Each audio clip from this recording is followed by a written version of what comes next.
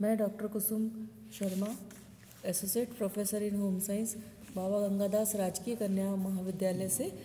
आज बच्चों, मैं आप लोगों को अपने समूह संपर्क विधियां के अंतर्गत विधि प्रदर्शन के चरण के बारे में बताने जा रही हूँ। एक प्रभावशाली विधि प्रदर्शन के लिए 5 प्रमुख चरणों की आवश्यकता होती है, जिसे क्रमबद्ध तरीके से करने पर ही सफलता प्राप्त हो सकती है तथा वांछित परिणाम प्राप्त होते हैं। ये चरण जो है, ये सबसे पहला जो है वो है स्थिति का विश्लेषण, यानी कि जिन लोगों के लिए विधि प्रदर्शन करना है उनके बारे में विस्तृत जानकारी प्रसार कार्यकर्ता को होनी चाहिए, जैसे ग्रामीणों की मनोवृत्ति, रुचि, आकांक्षा, ज्ञान, माली हालत, रहन सहन का स्तर, रीति रिवाज, संस्कृति, परंपराएं आदि।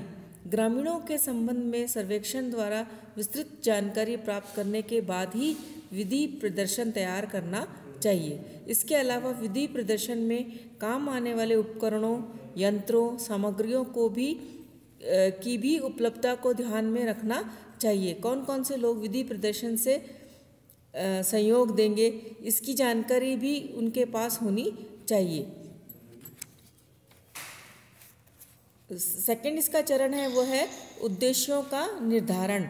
स्थितियों के विश्लेषण के बाद उद्देश्यों का निर्धारण किया जाना चाहिए कि विधि प्रदर्शन करने का मुख्य उद्देश्य क्या है, हम किन लक्ष्यों तक पहुंचना चाहते हैं, क्योंकि प्रसार शिक्षण का मुख्य उद्देश्य है लोगों के व्यवहार में वांछित परिवर्तन लाना, ताकि उनका रहन सहन का स्तर एवं सामाजिक आर्थिक स्तर ऊंचा उठ सके।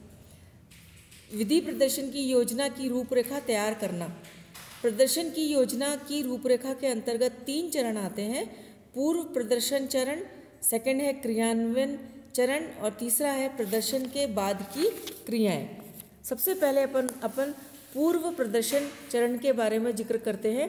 प्रदर्शन करने से पहले प्रसार कार्यकर्ता द्वारा जो आवश्यक तैयारियां की जाती हैं, पूर्व अभ्यास किया जाता है, वे सभी इसी चरण के अंतर्गत आते हैं।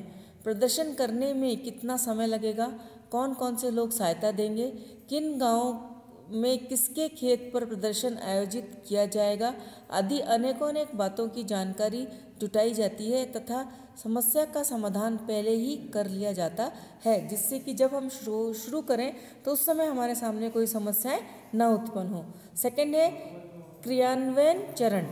इस चरण में ग्रामीणों के समक्ष प्रदर्शन करके बताया जाता है।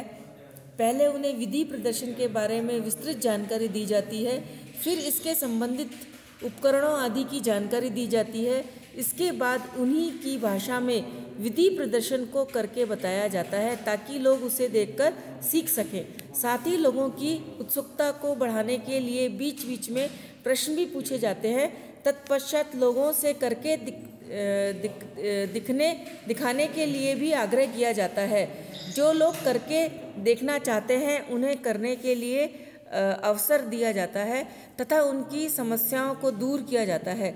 इस प्रकार इस चरण में कार्य करके बताया जाता है। तीसरा है प्रदर्शन के बाद का चरण। प्रदर्शन करने के बाद ये देखा जाता है कि लोगों पर इसका क्या प्रभाव पड़ा, उन्होंने क्या सीखा, इसका परिणाम आशाजनक रहा या नहीं, कितने लोग लाभान्वित हुए, इसमें कितना व्यय हुआ, यानी कि खर्चा कितना हुआ। यदि इसका परिणाम आशाजनक रहा है तब इसका प्रचार प्रसार अखबारों में, रेडियो में, टीवी चैनलों आदि के माध्यम से किया जाना चाहिए। जिन लोगों ने इसे अपनाया है उनके घरों, खेतों, कार्यस्थल पर जाकर निरीक्षण करना चाहिए कि उनके बताए अनुसार कार्य हो रहा है या नहीं, उन्हें अपनाने में क्या क्या दिक्कतें आ रही हैं, उन दिक्कतों को दूर करना चाहिए। यदि परिणाम आशा अनुरूप हो रहे हैं तब प्रोजेक्ट बनाकर कृषि एवं खाद्य मंत्रालय कृषि विश्वविद्यालयों और food corporation of India, bank आदि को भेजना चाहिए, ताकि वे इसे और भी अधिक प्रभावशाली ढंग से लागू करने में अपना सहयोग दे सकें। चौथा जो चरण है इसमें है उद्देश्यों की पूर्ति का निर्धारण करना कि वे कहाँ तक पूरा हो सका है। इस चरण में ये देखा जाता है कि जिन उद्देश्यों को लेकर विधि प्रदर्शन आयोजित किया गया है, क्या उसकी पूर्ति हो सकी है? वे उद्देश्य प्राप्त हो सके हैं? कितने लोगों ने विधि प्रदर्शन को अपनाकर लाभ कमाया है? यदि उद्देश्यों की पूर्ति नहीं हो पाई है, तब उसके क्या कारण रहे हैं? उन कारणों पर गहनतापूर्वक विचार करके यदि विधि प्रदर्शन में सुधार की आवश्यकता है तो सुधार किया जाता है।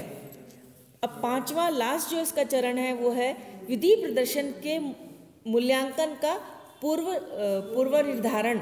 विधि प्रदर्शन के मूल्यांकन का पूर्व निर्धारण से तात्पर्य है पूर्व में जो प्रयास किए गए थे तथा जो परिणाम दृष्टिगोचर हुए उनके फलस्वरूप कौन सी नवीन परिस्थितियां उत्पन्न हुई।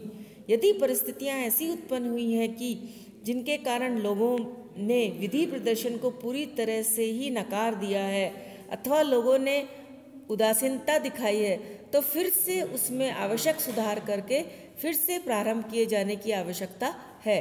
परंतु यदि लोगों ने इसे दिल से स्वीकारा है, अपनाया है तो इस परिणाम को विभिन्न अखबारों के माध्यम से जन जन तक पहुंचाना चाहिए। रेडियो दूरदर्शन द्वारा प्रचार प्रसार किया जाना चाहिए ताकि सुदूर परिणाम क्षेत्रों के लोग भी इसका लाभ उठा सके। सरल शब्दों में विधि प्रदर्शन निरंतर प्रदान की जाने वाली शिक्षण सामग्री है जिसमें द्वितरफा संचार होता है। ये प्रयोगशाला में हुए अनुसंधानों तथा लोगों की ग्रहणता के बीच को पाटने में एक पुल की तरह कार्य करता है। अतः लोग नवाचारों को अपनाते हैं तथा उनका लाभ उठाते हैं। धन्यवाद।